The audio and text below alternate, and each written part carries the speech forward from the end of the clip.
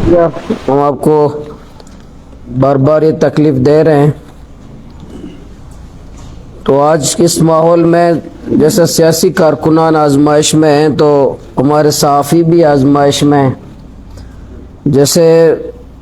یہاں زبان پہ بات پہ پابندی ہے، اسی طرح قلم پہ بھی پابندی ہے۔ تو ہم سلام پیش کرتے ہیں اپنے ان صحافیوں کو جو جرات کے ساتھ اپنا قلم بھی استعمال کرتے ہیں، کیمرہ استعمال کرتے ہیں، اپنی آواز، وہ تو آپ کا قصور نہیں ہے، ان کا قصور ہے جن کو روکتے ہیں۔ بہرحال آپ اپنی محنت، اپنی کوشش ہمارے صحافی بلوچستان میں کر رہے ہیں۔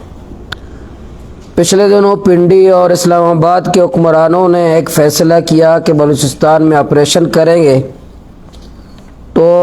بلوچستان کے عوام کو تو پہلے سے ہی پنڈی اور اسلام آباد کے حکمرانوں سے یہی توقع ہے کہ وہ قبرستان آباد کر سکتے ہیں، ہماری ماؤں کے گودوں کو اجاڑ سکتے ہیں، ہمارے بچوں کو یتیم کر سکتے ہیں،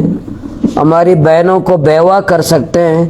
اور کوئی پنڈی اور اسلام آباد کے حکمرانوں سے اہلیان بلوچستان کو کوئی توقع اچھائی کی نہیں، پہلے بھی نہیں تھی، اور اس فیصلے سے مزید واضح ہوا کہ ان کو مزید توقعات بھی نہیں رکھنی چاہیے، پنڈی اور اسلام آباد کے اصلی حکمران ہوں یا نقلی حکمران ہوں، دونوں سے اور توقع نہیں رکھنی چاہیے۔ آپ کو پتہ ہوگا وہ جو میٹنگ ہوا، جو بلوچستان کے آپریشن کا فیصلہ ہوا، اس سے ایک مہینے پہلے اسی اسلام آباد میں ایک سی پیک فیز 2 کے متعلق فیصلہ ہوا کہ سی پیک فیز 2 پہ ہمیں کام کرنا ہے تو کہاں کرنا ہے۔ اس حوالے سے سندھ اور پنجاب کا فیصلہ ہوا کہ ہم نے فیز 2 سی پیک فیز 2 میں ہم نے پنجاب اور سندھ میں کام کرنے، اور ایک مہینے بعد جب فیصلہ ہوا کہ ہمیں اگر آپریشن کرنا ہے تو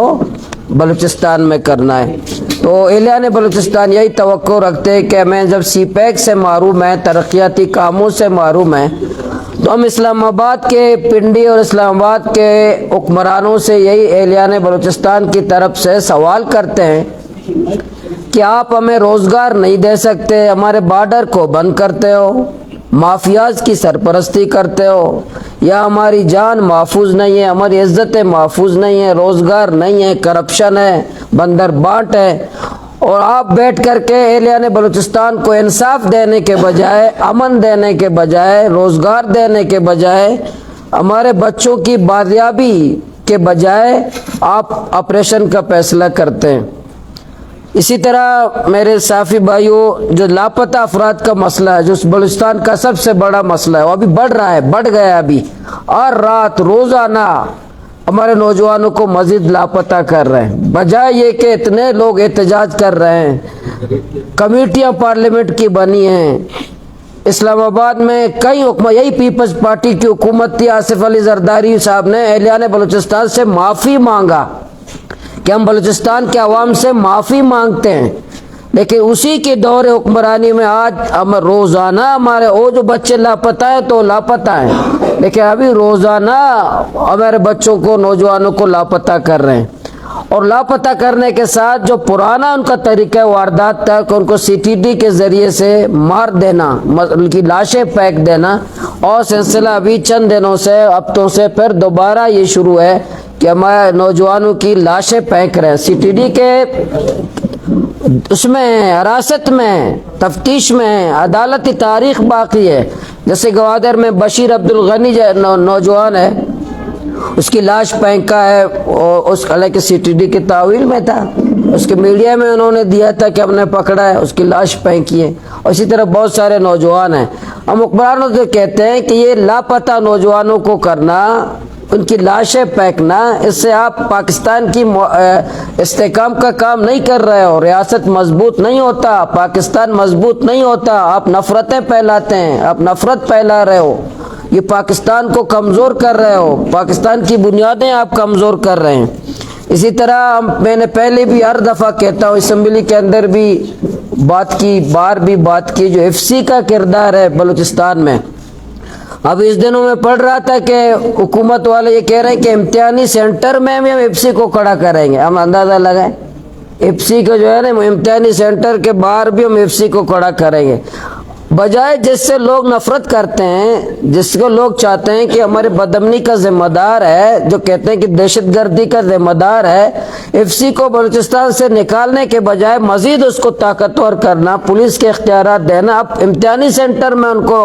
داخل کرنا، یہ کتنی بڑی زیادتی ہے اہلیان بلوچستان کے ساتھ۔ اور ایف سی کے ذریعے بلوچستان کو کنٹرول کرنا چاہتے ہیں، بندوق کے ذریعے سے بلوچستان کنٹرول نہیں ہوگا۔ ایف سی نے یہاں بہت زیادہ خون بہا ہے۔ اسی طرح ہمارے ساحل میں 750 کلومیٹر ساحل ہے کوسٹ گارڈ۔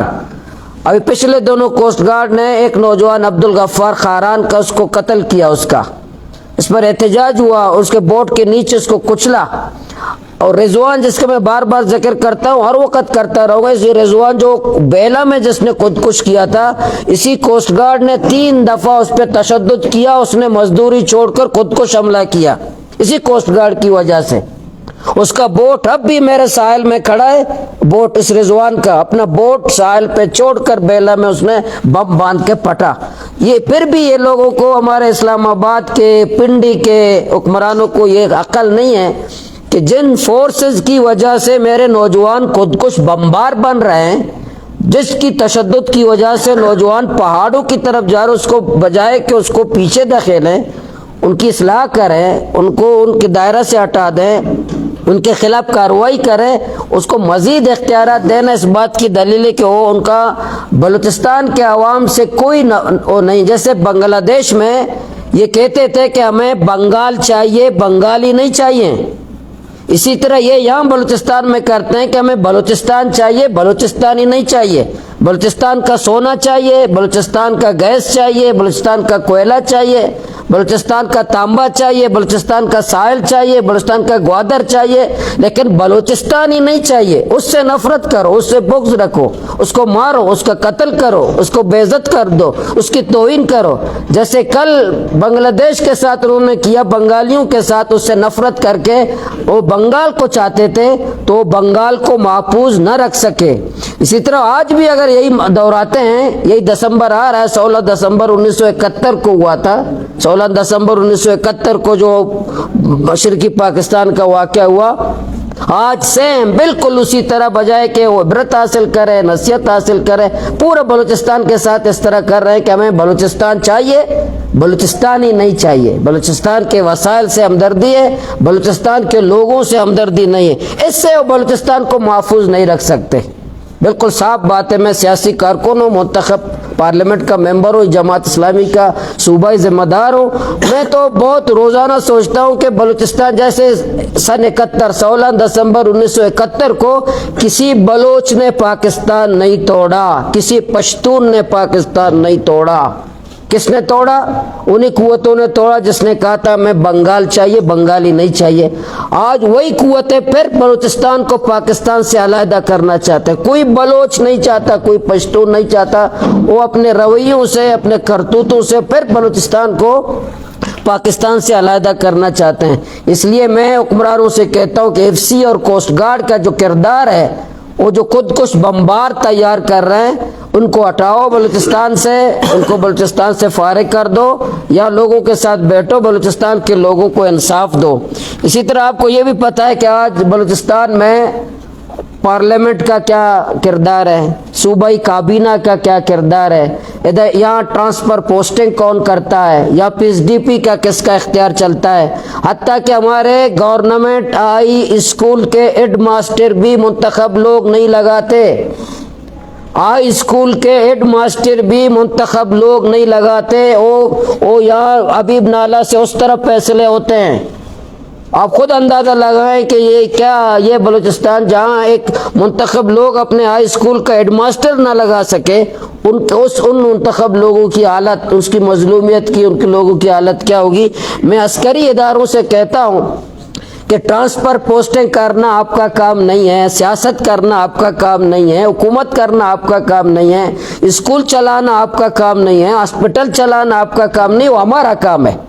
वो हमारा काम है कि हम स्कूल चलाएं, हॉस्पिटल चलाएं, सियासत करें, हुकूमत करें। आपका काम अमन देना है, आपका काम बॉर्डर को संभालना है, आपका काम दहशतगर्दों का मुकाबला करना है। हमारा मुकाबला नहीं करना है, पाकिस्तानी आवाम का मुकाबला नहीं करना है, उन कातिलों का, दहशतगर्दों का मुकाबला करना है। मैं अस्करी इदारों से कहता हूँ, सियासी मामलात में आपने मुदाखलत करके आज पूरे सियासत को तबाह कर दिया,